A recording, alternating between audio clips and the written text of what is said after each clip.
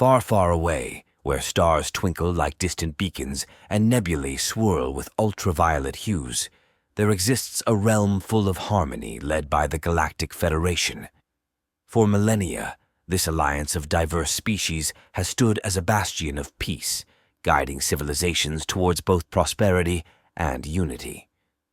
At the heart of the Federation lies the Council of Elders, a venerable assembly comprised of representatives from every corner of the galaxy.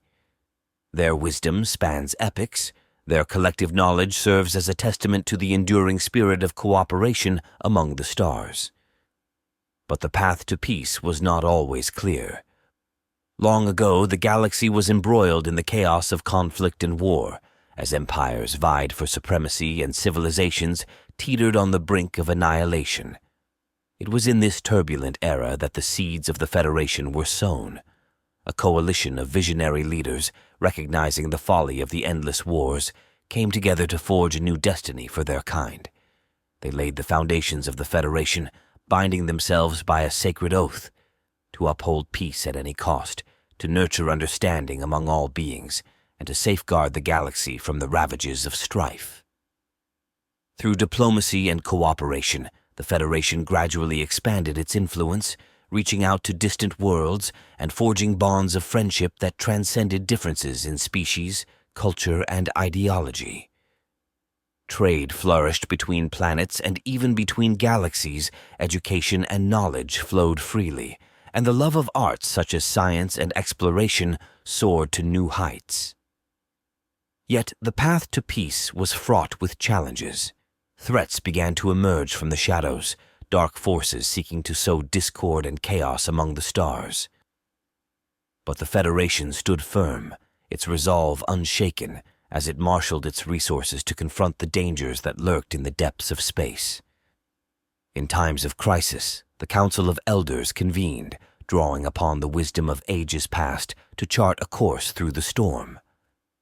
Their decisions were not always unanimous, for the galaxy was a tapestry woven of myriad perspectives. But through dialogue and compromise, they found common ground, steering the Federation towards the light of hope.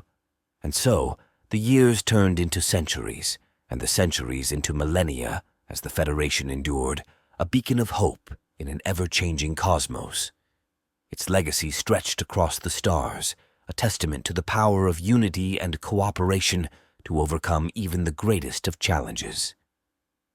But even as the galaxy basked in the glow of peace, shadows lingered on the edges of space, whispers of ancient threats stirred in the void. As the celestial clock ticked on, an ominous shadow loomed on the horizon, a shadow from the depths of time itself. Legends whispered of an ancient warrior society, a force of unfathomable power that had been slumbered for millennia, waiting patiently for the moment to awaken and reclaim its dominion over the stars. It began with whispers. Rumors carried on the cosmic winds, a strange disturbance at the edge of known space, anomalies in the fabric of reality itself. At first, the reports were dismissed as mere anomalies, glitches on the radars that scanned the vast tapestry of the universe. But as the disturbances grew more frequent and more severe, fear spread like wildfire among the members of the Federation, eventually reaching the Council of Elders. High above the gleaming spires of the capital planet, senior members of the Galactic Federation convened with the Council of Elders in an emergency session. Representatives from every corner of the galaxy gathered, their faces struck with worry and uncertainty. Among them was Commander Ilara Voss, a seasoned veteran of countless conflicts and a stalwart defender of the Federation's ideals. As the Council debated the best course of action, a sudden burst of static filled the chamber, followed by the crackling voice of an unknown transmission. The words were garbled and distorted, but one phrase rang out clear amidst the chaos. "We are the Ancients, and the day has come." The room fell silent, every eye turning to the holographic display on the wall of the chamber. There, swirling tendrils of energy coalesced into the unmistakable form of an ancient alien vessel, its sleek lines and ominous aura striking fear into the hearts of all who beheld it.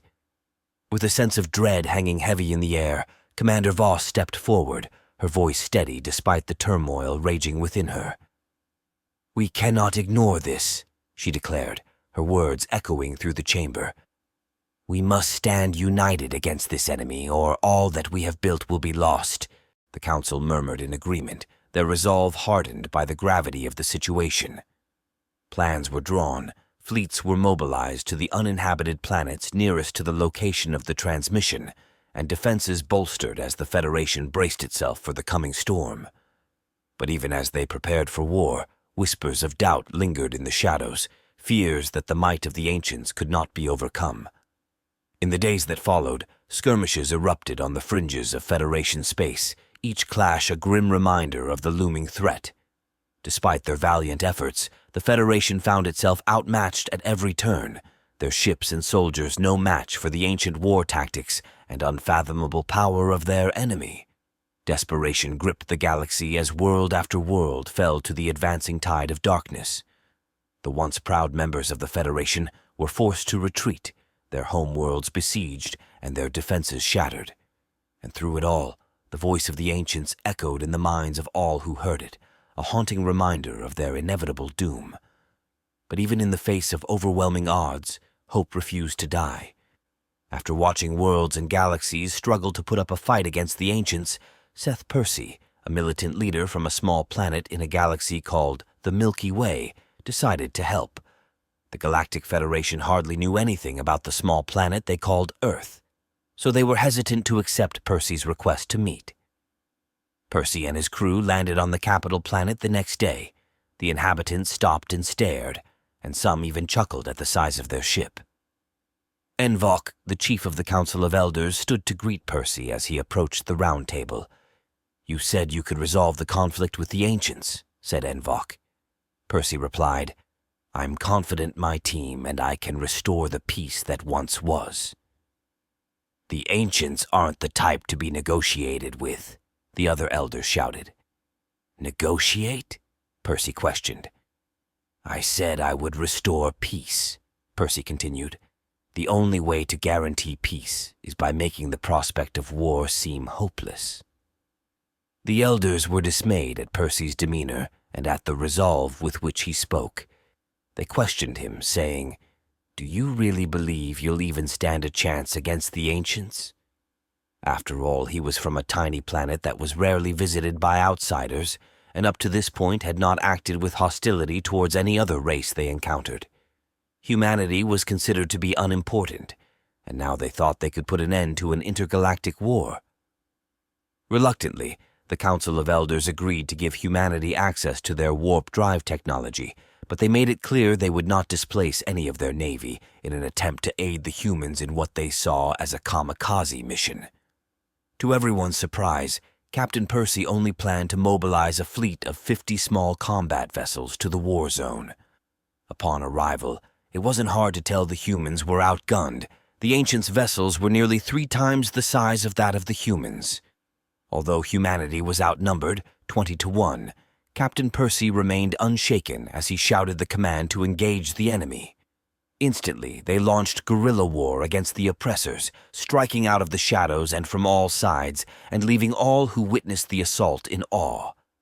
What the humans lacked in size and firepower, they made up for with speed and precision. What they lacked in numbers, they made up for with heart.